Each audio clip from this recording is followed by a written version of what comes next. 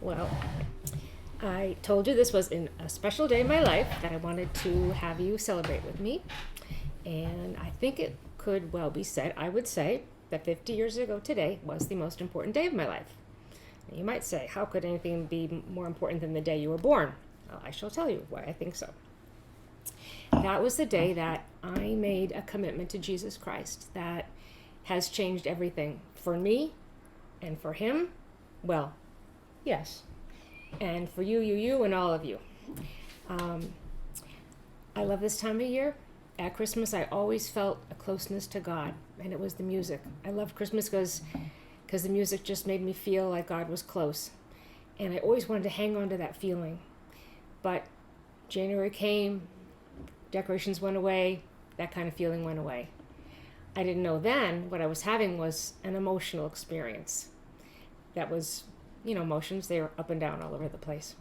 Some other times I felt close to God earlier in my life were just noticing creation.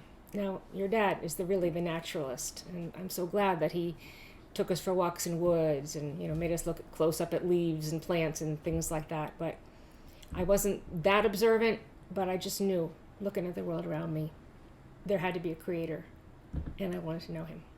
I had to make a few notes so I wouldn't forget anything. A couple times when I was about your age, Natalia, I went to a vacation Bible school, not at the church I was brought to as a child, but at another one. And I think earlier, maybe 9 years old at one church, and then 11 years old at this one particular church.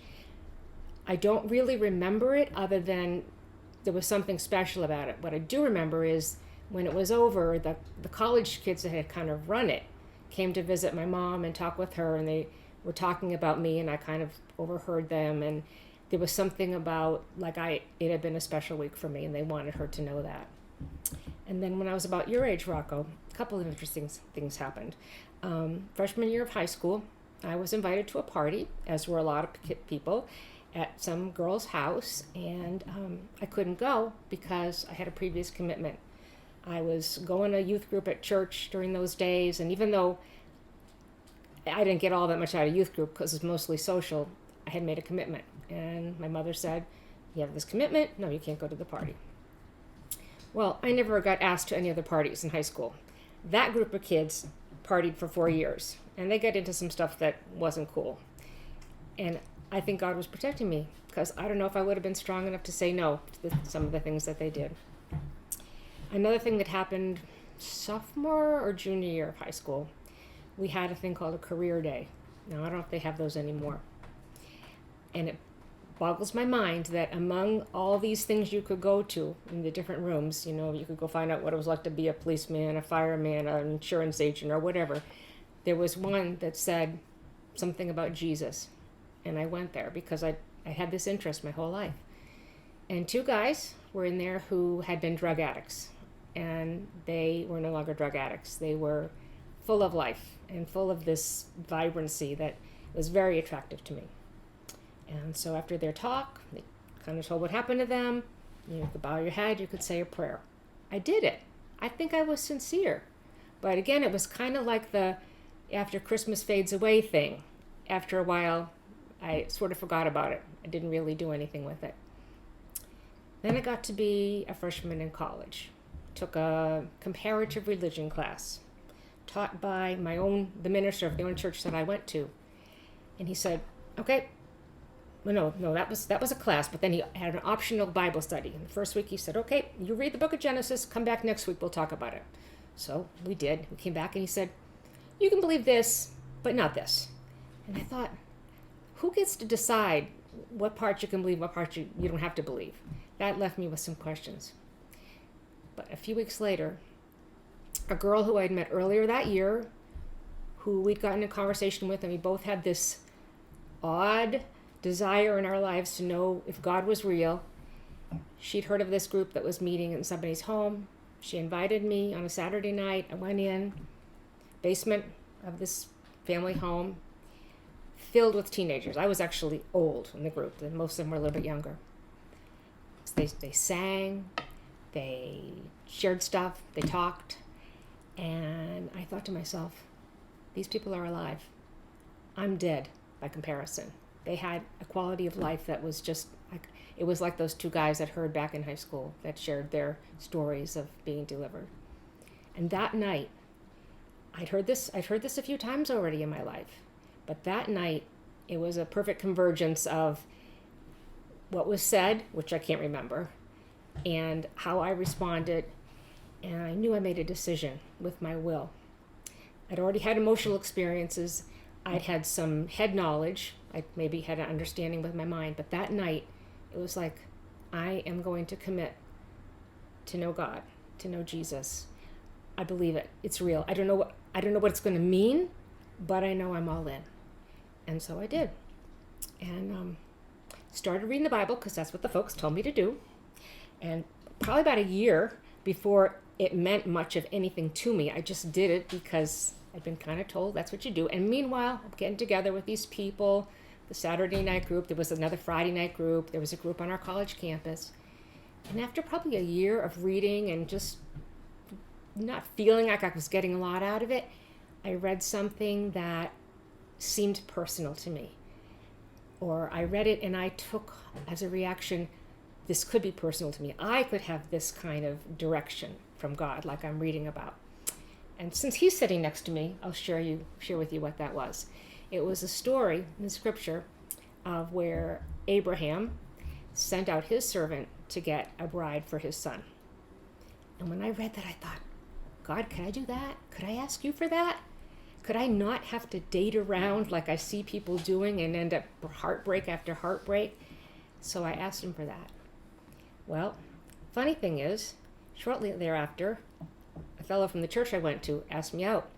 And I thought, I don't really like him, but I did ask for a prayer, and I'm, okay, whatever. You can, well, he wasn't the one. When I met your dad, I didn't know he was the one either. We were friends for a long time, and then one day he asked me to go out, and I said yes. And then I realized, he asked me to go out.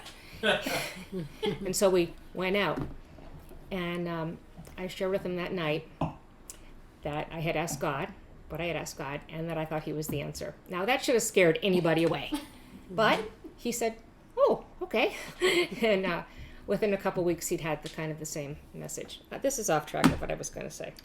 Okay, let me consult my notes. It is an important part of the story, though. I was very surprised that she said yes. I wanted to tell you that when I was growing up, my mother's mother and father, who lived in Kansas, and we visited maybe once a year, every other year, I thought were very strange, rather old-fashioned, fuddy-duddy. Visit their church, and there was a term, fire and brimstone preaching, that used to be described. To me, that was what their minister was saying. I don't know if he really was, but compared to what I had grown up with, which was just very la-di-da, nice, nothing. It was powerful. But that didn't impress me. What impressed me was, every day after breakfast, dishes are clear off the table, out comes the big black Bible, little book, read the page in the book, read the verse in the Bible, and then prayer. And just from things that my grandmother prayed kind of in a rote way, I knew that I was being prayed for every day. And I think because of that, God opened my eyes to know that he was real at an early age. And even though I'm hearing other voices that are saying he's not or he's not important, I stayed on that path because my grandmother prayed for me. It's okay with me if you think I'm odd, old-fashioned, fuddy-duddy, or anything else. But I hope someday you go, okay, I get it. Hold on here. Interesting thing happening around that time in the society, and I looked it up. April 8th, 1966 issue of Time magazine, famous cover, "Is God Dead?" And I guess there was a lot of people that thought he was certainly not relevant anymore. And then a few years later, there was what became called the Jesus movement. And I was hearing about this in the news. And because I'd had this thing about who is God, God, I was very attracted to that. And so when this experience happened in my life and in your dad's life a little bit later, it was all kind of the tail end of a thing that was actually happening in this country, if not the world. I don't know. So there's a few things I want to say to my grandchildren, particularly. God is real, and he wants to be known, just like any other person wants to be known. And I hope you want people to know you, and you want to know them, not on a surface level, but deep. He's a higher power, which means we're not going to know, I'll speak for myself, I'm not going to ever know everything about him now, but I can know more and more. And someday, when I see him face to face, I will know him completely. Life with God, a walk with God, is an adventure. It's not a static thing. It's not a do it once and you're done thing. It's a daily thing.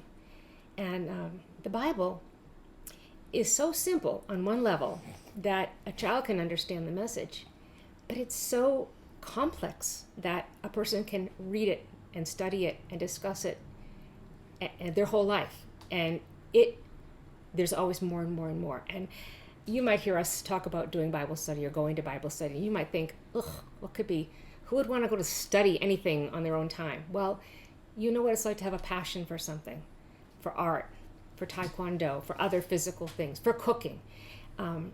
It's like that. You can have a passion, and I do have, thanks be to God, a passion to know him better.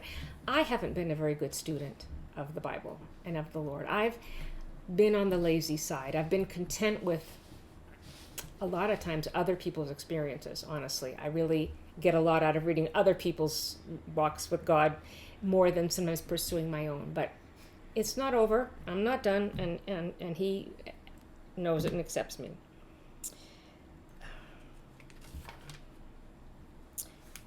I know that I'm loved by God, not because of anything about me, but because that's who he is, and that's what he wants to do and what he does do.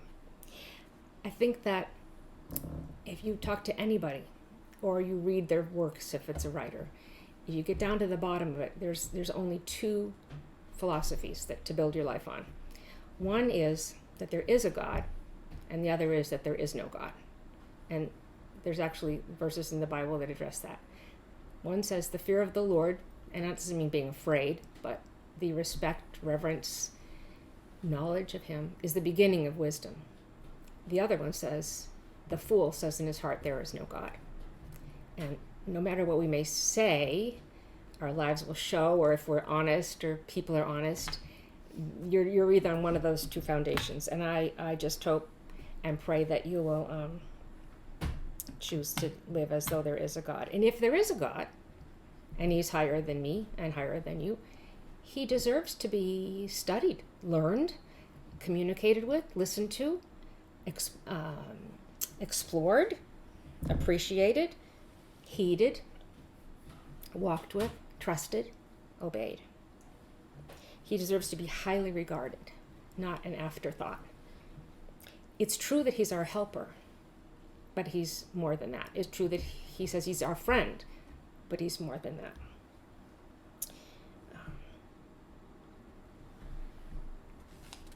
I will, by my purpose, I purpose to love and accept my family members no matter what journey you're on. I do hope and pray that you'll choose God.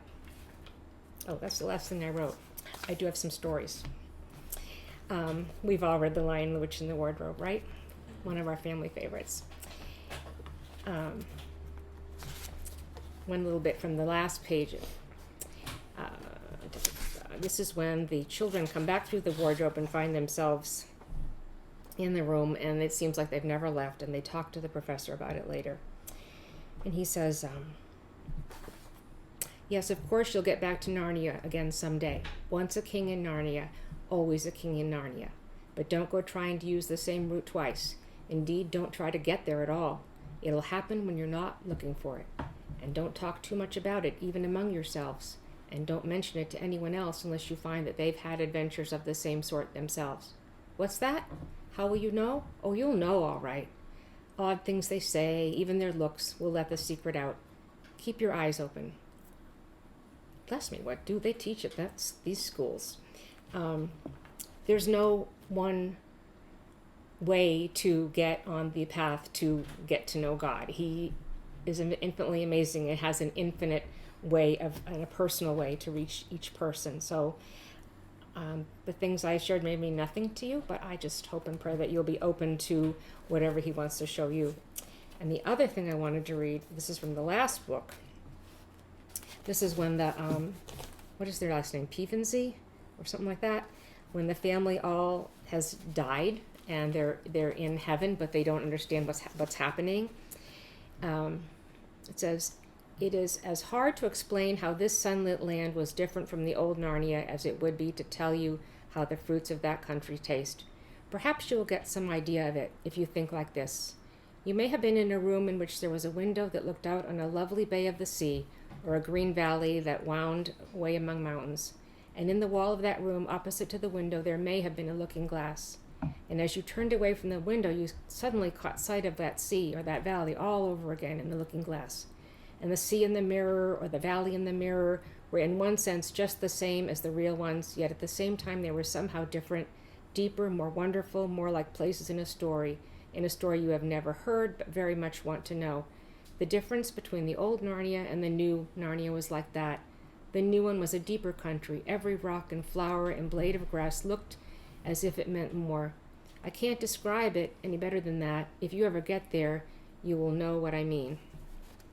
Right now, it's like a shadow of knowing what it's all going to be like for eternity, but I've had a taste. I've had little tastes here and there, and it's good to do it with other people because they know different things.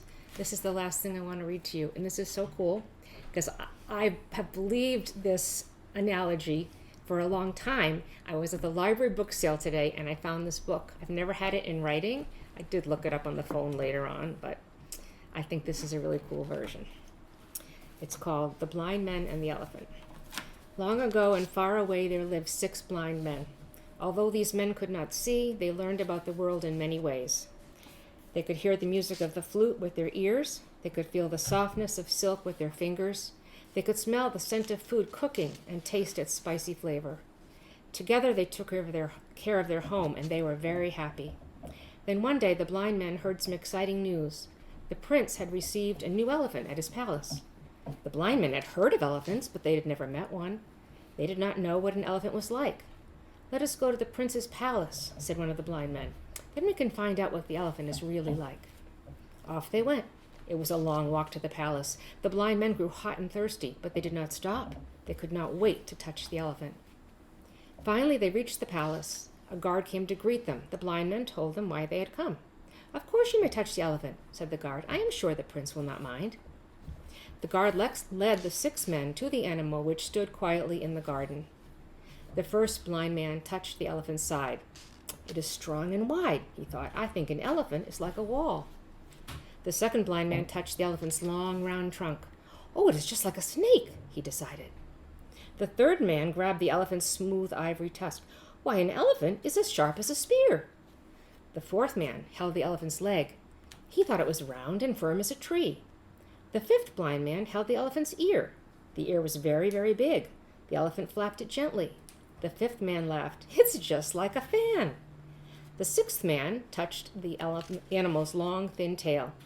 "An elephant is like a rope," he thought. By now it was midday, and the sun burned hot in the sky. The guard took the 6 men over to a tall, shady tree. "Why don't you rest here?" he said. "I will bring you some water." While they waited, the 6 blind men talked about the elephant.